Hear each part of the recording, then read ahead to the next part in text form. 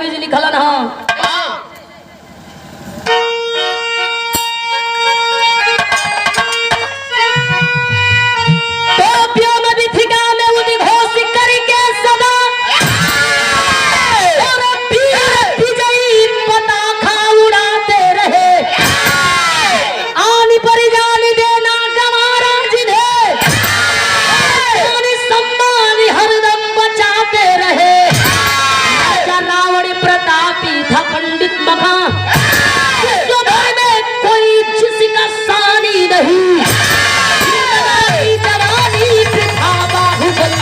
जब जमाने में रह जाए पानी नहीं।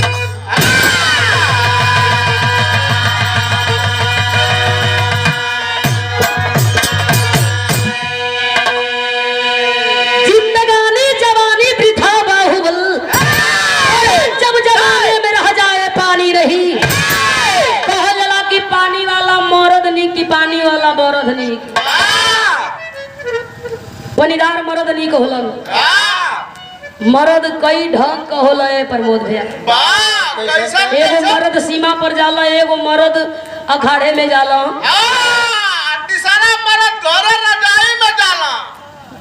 सही कला बिरहा में एक लाइन गजल के अंदाज है।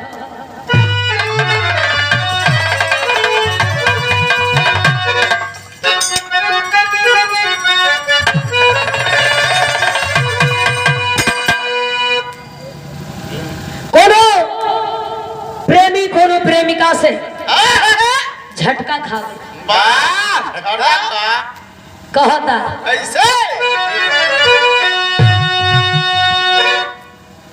अरे इतने करीब अरे इतने करीब आके दगा दे गई मुझे।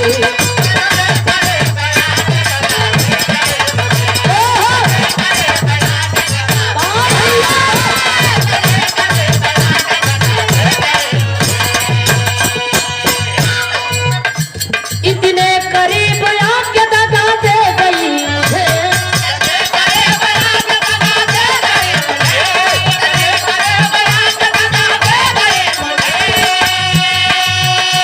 मैं कुछ रखा था आके हवा दे गई मुझे।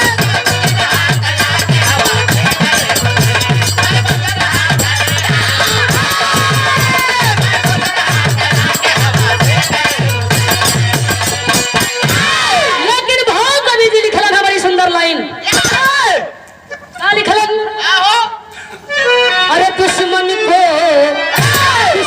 को मार डाले रघुवीर लंका में।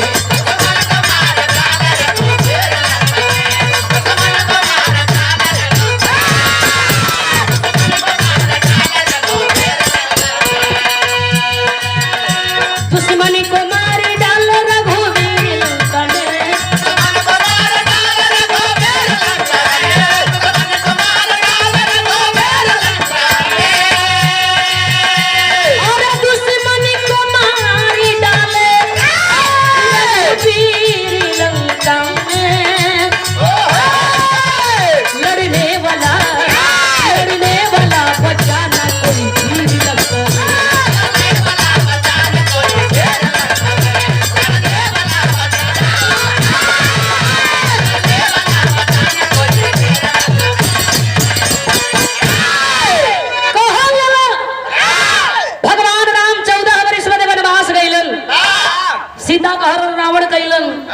लोग कहेला कि रावण से बुरा इंसान केहू न रहे, हम कहेला रावण से बढ़िया केहू न रहे। रावण सीता का हरण जरूर कैलन लेकिन सीता के मर्जी के बगैर रावण छोलन तक न कुदृष्टि से देखलन। आज का पढ़ल लिखल लोग नंगा बहन बेटी के सरेआम सड़क पर घुमा रहा। हाल ही में सोशल मीडिया पर आप लोग मणिपुर का घटना देख ले हो कब्जा। नंगा माई बहन बेटी के लोग घुमा रहल बा लेकिन रावण तो जानकी को इसलिए ले गया था कि जानकी आएगी भगवान राम का दीदार करूंगा और भगवान राम जब मारेंगे तो राक्षस कुल से मुक्त हो जाऊंगा। हनुमान जी पता लगौला लंका पर पुल बना गई, सेना लेकर के चढ़ाई कैला। भगवान राम लंका पर लड़ाई कैला, विजय प्राप्त कैला, रावण के मरलन और रावण के राक्षस कुल से मुक्ति दिया। लेकर के जानकी के अयोध्या वापसी कैला। धूप दीप जला करके लोग दीपावली के तहत एक त्योहार बना करके भगवान राम का लोग स्वागत कैला। जानकी लक्ष्मी के रूप में पूजल गईली। अब 2 दिन पहले जो बीतल हती हुआ, अब लंका में के बचल? रावण मरा गईलन। रावण के बाद सब वीर मरा गईलन, केहू ना बचल। बिल्कुल लंका एकदम झन झन कर रहल बा। वही लंका का वारिस जोने का नाम मूलकासुर बतावल गई। बेटा के कर रहल कुंभकर्ण का।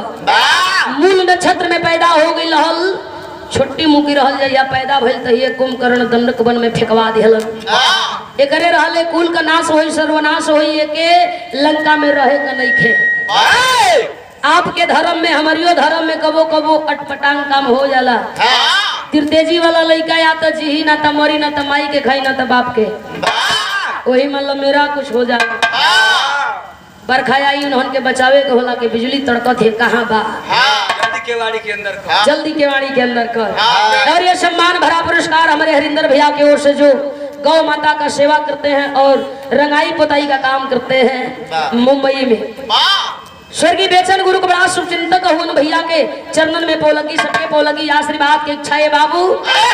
मूलकासुर वही दंडक बनवा में रियाज मार करके वही लंका पर चढ़ाई कई चाहत बा। ब्रह्मा जी का आवाहन कैला। दंडक बनवा में ब्रह्मा जी का आवाहन करके ब्रह्मा के बोला लिहलस। जब बोलौला तो बिरहा में गीत लगल।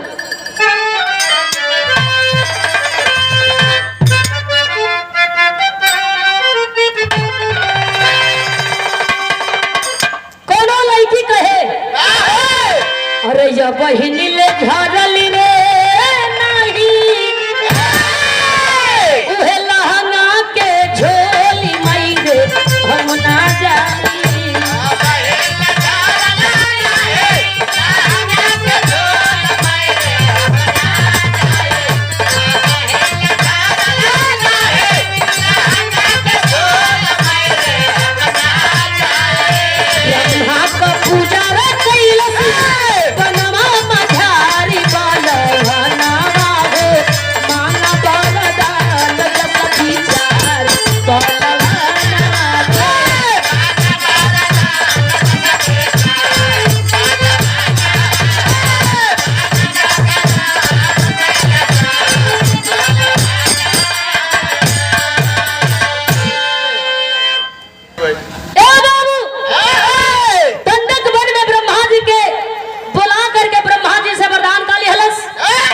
हमके वरदान दे दो दुनिया का कौनो मर्द मारे हमार मौत न होखे। ब्रह्मा जी बड़ा खुश हो वरदान दे के अंतर ध्यान हो गया मस्त ऐसा ही होगा। वरदान के पा करके मूलकासुर लंका में चढ़ाई गई निशाना पके के लिए कोई भी विसड़ के सोच रहा घर का वेदी लंका ढाए, लंका के नाश करावे वाला, लंका का सर्वनाश करावे वाला चाचा रावण के बाप के मरवावे वाला ये विभीषण है। पहले विभीषण के मारा फिर राम से बदला लई। मूलकासुर ललकार के चलल ह। विभीषण देखला विकराल रूप, सिंहासन छोड़ के लगला भागे।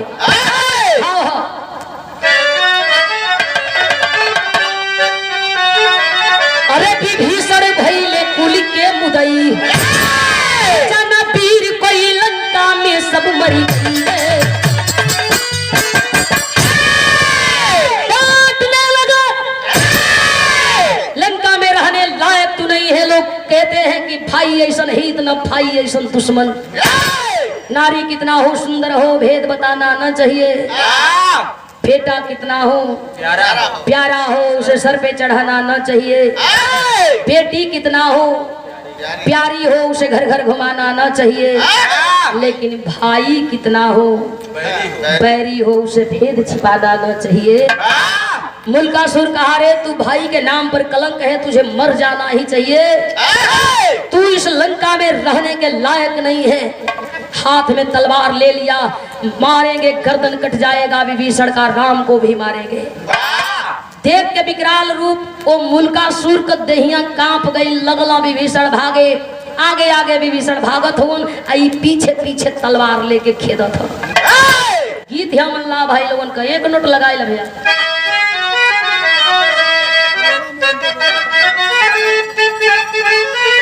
लोग डरेलन।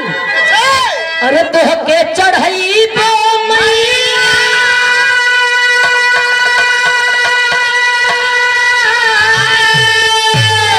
नरियल चुनारिया होती गंगा तो के चढ़ई बोले मैया नरियल चुनारिया होती गंगा बारी पैसा बोझली नेवारिया होती गंगा जी बारी पैसा बोझली नेवारिया होती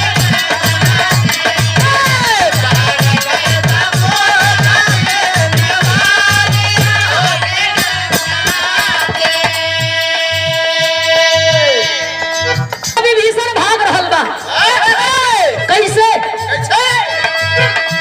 घेरा में घेराई हो गई ना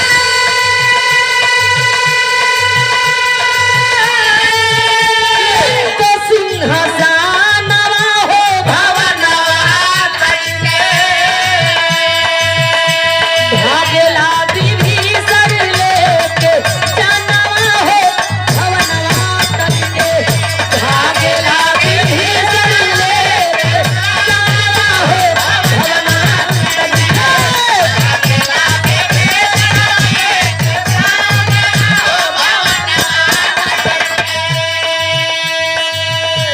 अयोध्या में जाके हो रोवे राम के समाना हो भवनवा तनिके दाढ़े में पड़ी गई मोर बनानवा हो भवनवा तनिके दाढ़े में पड़ी गई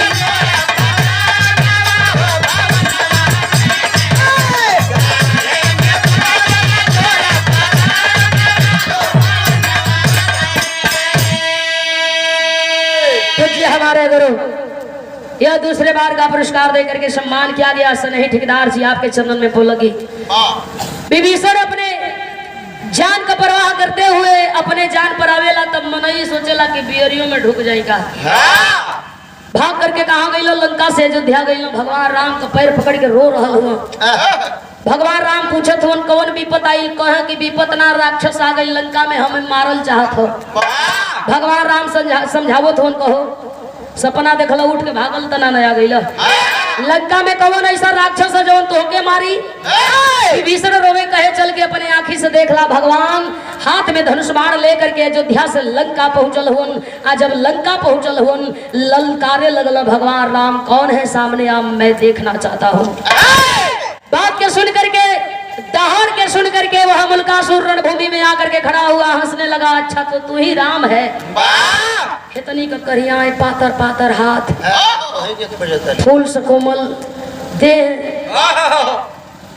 ताक रहल बा लंका का राजा रावण के मारे वाला राम विश्वास नहीं के हो भगवान राम हंसे लगल कहला कि विश्वास हो जाई जैसे लंका में सबके मार के ठेर कैली ये लंका में तोरो अंत है। मुल्कासुर हंसे लगल कहे कि न हम रावण हई न हम कुंभकर्ण हई न हम विभीषण हई हमार नाम मुल्कासुर भगवान राम ललकरला रणभूमि में आकर के मुल्कासुर भगवान राम से लड़े लगल। बिरहा का आखिरी गीत है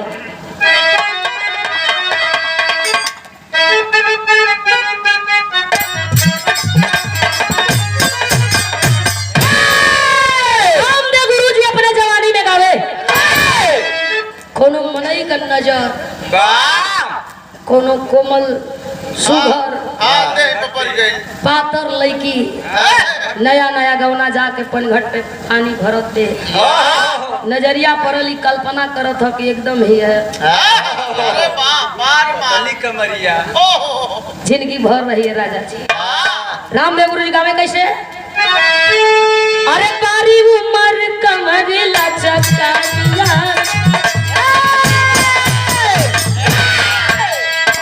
बारी उमर कमर लचकनिया बारी उमर कमर लचकनिया खींचे निहुर के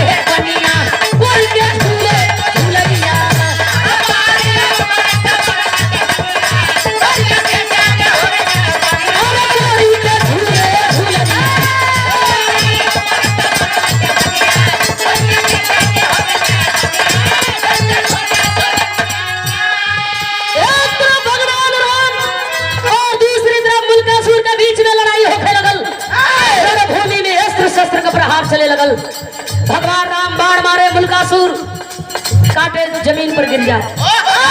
तलवार चलावे भगवान राम रोके काटे धरती पर गिरे। देखते देखते मुल्कासुर आगे बढ़े लगली हमार करिहा का ब्रह्मा जी वरदान दिले हो दुनिया के कोनो मर्द मारी हमार मौत ना होई। सोच रहल बा मुल्कासुर की हाई लकड़ी डंडा से मार कइले से बेहतर बा कि इनकर फफेला धरी आई ठेंगुना पर लगा के करिए पर से दूर देई। लगल मुल्कासुर आगे बढ़े आ जाई के भगवान राम के जे दबोचल चाहत बा भगवान राम धनुष बाण फेंक करके पीछे पग हटा लेलन। भगवान राम पीछे हट मुल्कासुर आगे बढ़े लगल। भाव कवि जी लिखलन अरे पारी ना पवले रघुपति कई के पारी ना पवले रघुपति कई के बलिया रहिया हो गइया नाच कइला समझला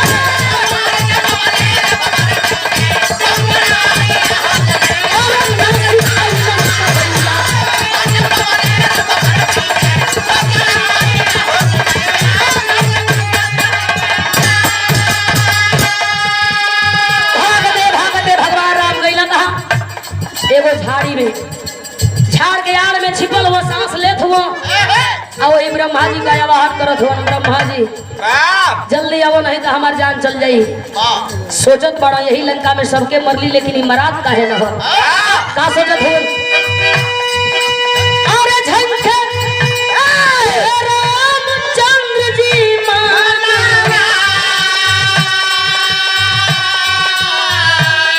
प्रगट ब्रह्मा जी तुरते संभाल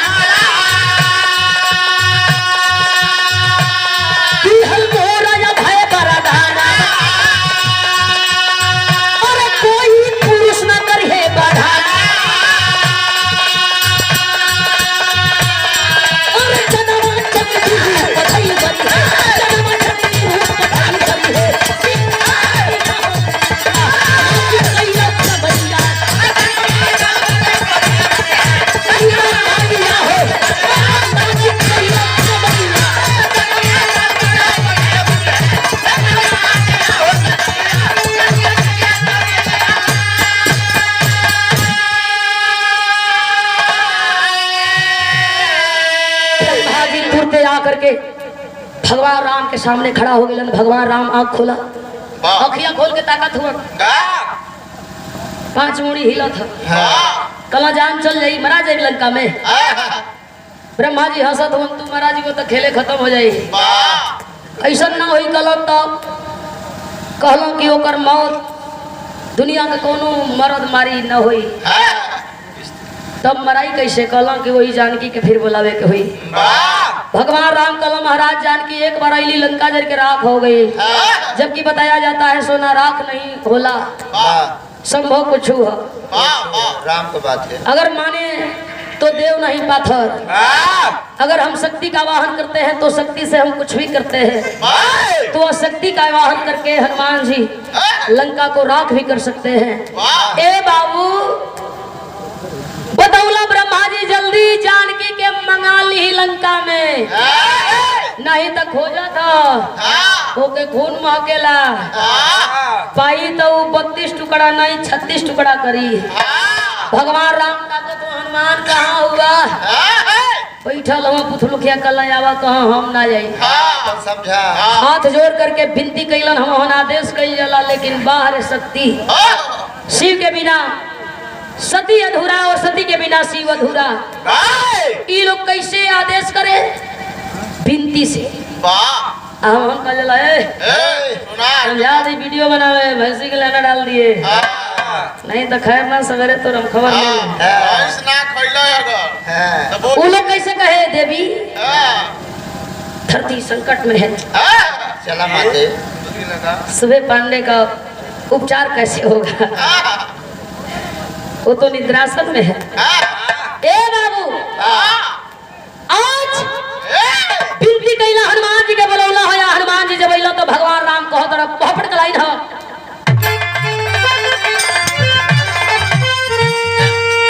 हनुमान से करते राम गिरिया डरिया लागेला हम ना जी तब लंका का समरिया डरिया लागेला।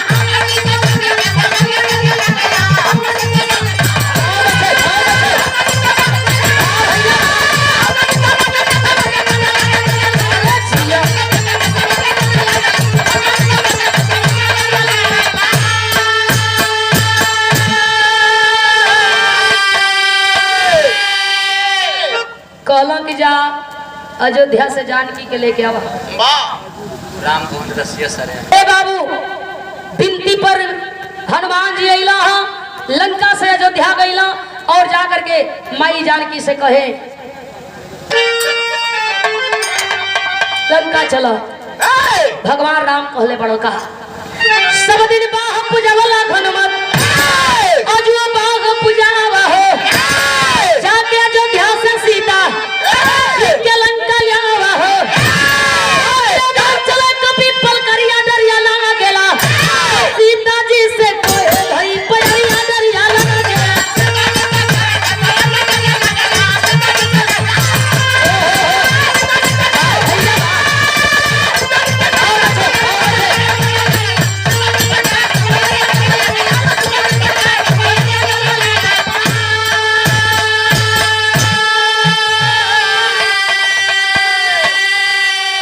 सीता जी से कहे धौ पयरिया डरिया लागेला बिनती कैला माते अयोध्या छोड़िए लंका चलिए। जानकी पूछ रहल बड़ी का विपद पड़ल। भगवान राम का जान संकट में हम आई जानकी ताके लगली भगवान राम का जान सिंदूर के बिना 16 श्रृंगार पूरा न होला। भगवान राम का जान संकट में है जल्दी लेके चला। हनुमान जी अयोध्या से माई जानकी के लंका लेकर के अइलन है। सम्मानित बड़का भैया सुधीर राजभर जी जो कमेटी अध्यक्ष हैं चरणन में बोलगी जय माता दी सबके बोलगी प्रणाम हो। अरे नारी के जिंदगी ये सम्मान से नूरा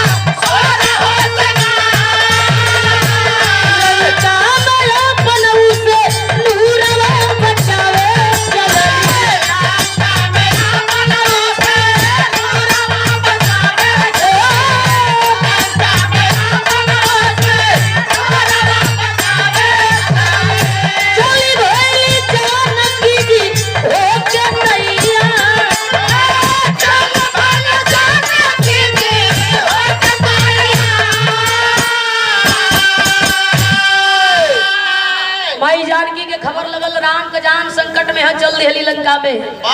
आज का मेहरारू जान है कि मरद घेरा गई दुश्मन के घेरा में है।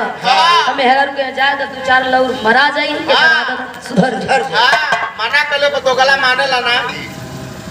माई दुआरे ले चढ़ के गरिया के आई कि बेटा के हमरे कौन मरलस कौने कमाई दूध पियो लेबे। अब मेहरारू जितनी घरी हरदी कूटी उतने घरे गरियाई कहे का जरूरी रहला झूठो के जाके दूसरे से रार के का ओकर दुआर में गइले तो आज तक पिंचू के बनाई देले रहत। मेहरारू कहे हम कि जा मन तो नहीं करत कि हरदी तो के कूट के बिना गरिया के कूटत रहे। अरे मत कर बादल बचे माई जानकी चल अली लंका में दहाड़े लगली ललकारे लगली मुल्कासुर आइल हरकल मानल पर कल ना आके खड़ा भइल रे फूल से कोमल रानी अरे हमार रानी बन जा। माई जानकी कहे जवन कहबे तवन करब लेकिन जैसे लड़ाई भगवान राम से कैला वो सही हम से लड़े के हुई।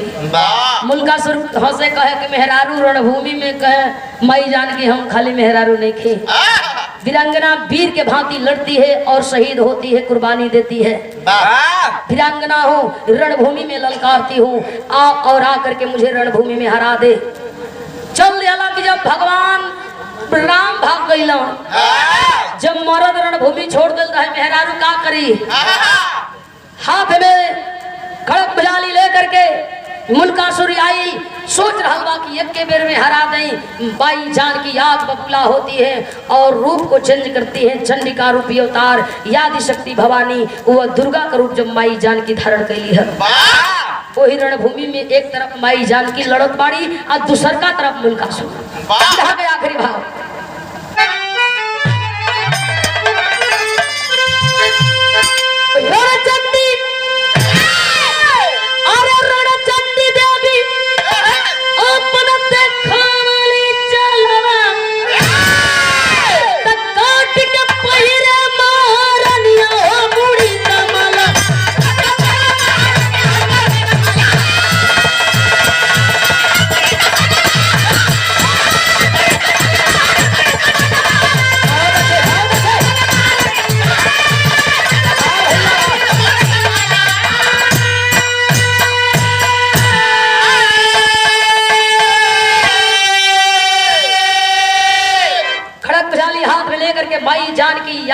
शक्ति भवानी चंडिका रूपी अवतार 8 भुजा वाली जब रूप धैली है, मुल्कासुर पीछे हटने लगल। मुझे रक्त दो, मुझे खून दो, मुझे मुंड माला दो, मुझे रक्त दो, मुझे मुंड माला दो। एक के आवाज लगावे, मारे खच खच सगरी राक्षसन के गर्दन के काट रहल बाड़ी। खून रोके माई पिए, भाग करके ब्रह्मा जी गई न कहो ई तो रूपवे बदल देली। अरे राक्षस तो मराई मरेबे करी, लेकिन केहू के ये घड़ी चिन्ह जल्दी चलो भगवान, चल के उनके शांत करो। भगवान राम जाइल चाहत हो, माई जानकी के शांत करावल चाहत हो। तब तक वह मुल्कासुर क्रोधित हुआ, सोच रहा है कि हमको कोई मारने वाला पैदा नहीं, ब्रह्मा से वरदान मिलल है। जाके माई जानकी के मारल चाहत बा, तब तक बाल पकड़ती है वह माई जानकी, मारती है, गर्दन कट गया, गिर गया रणभूमि में मुल्कासुर। और जब मुल्कासुर रणभूमि में गिरल है, याद शक्ति भवानी चंडिका रूपी अवतार दुर्गा माई जानकी का आवाहन होखे लगा। फूल का बारिश हो रहा बा, भगवान अइलो तराह माम। शांत हो जा देवी। भगवान की विनती पर वह देवी शांत होती है। भाव है और ये सम्मान भरा पुरस्कार हरि विधा म्यूजिक सद्दोपुर मऊ जिला प्रोपराइटर हरिकेश यादव जो हमारे गुरु हैं, आपके चरणन में कोटि कोटि प्रणाम। सबके बोलेंगे प्रणाम, आशीर्वाद की इच्छा। मुल्कासुर का समर बीच कई दिहाली संहार, वीर चरण पर लंका वासी करे जय जयकार। प्यार के पर से लगल पनिया मुड़ी कमल,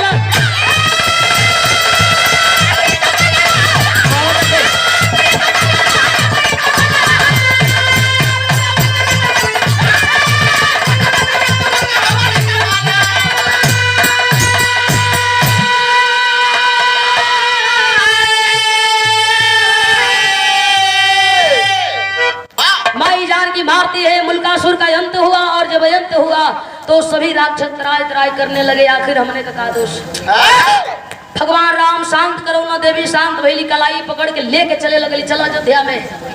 भगवान राम कहला हिनका का हुई, रोवा तरफ विभीषण हम के कुछ कहबू। माई जानकी कह रही है, वरदान देती हो, लंका में कोई ऐसा राक्षस नहीं होगा जो विभीषण को मारेगा। वह विभीषण सुरक्षित लंका में अपन दिन व्यतीत कैलन, जौले मन कैला तौले राज कैलन, खैला पियला। ए बाबू कहल जाले कि कलकत्ता में काली, बम्बई में बम्बा, और विंध्याचल में विंध्यवासिनी, मैहर में मैहर वाली बन करके वह आदि शक्ति भवानी चंडिका रूपी अवतार पूजल गईली। शक्ति एक रूप अनेक, जवना रूप में जे बोलावल अइली। हम कलाकार माई सरस्वती के रूप में बोलावल जला आवेली, हम हनु पर कृपा करेली। कबो कबो जरूरत होले झांसी का रानी बन जाई हम, लक्ष्मी बाई बन जाई हम, और दुष्टन का अंत करके हम जैसन आप जैसन लोगन का कल्याण करेली। कहल जाला कि कर्म प्रधान होला, बुरे काम का बुरा नतीजा ना मानो, फिर कर देखो, जिसने जिसने किया है यारो उसका उसका घर देखो। कर्म प्रधान होला, कर्म प्रधान विश्व करी राखा, जो जस करनी तस फल चाखा। भक्ति भजन करावल बहुत बड़ी बात ना, इतना लोगन के बुला करके सम्मान कई बहुत बड़ी बात है। गार्जियन महोदय के दिल के अनंत गहराई से बहुत बहुत धन्यवाद। आखिरी भाव है, विभीषण को निडर राज देकर सीता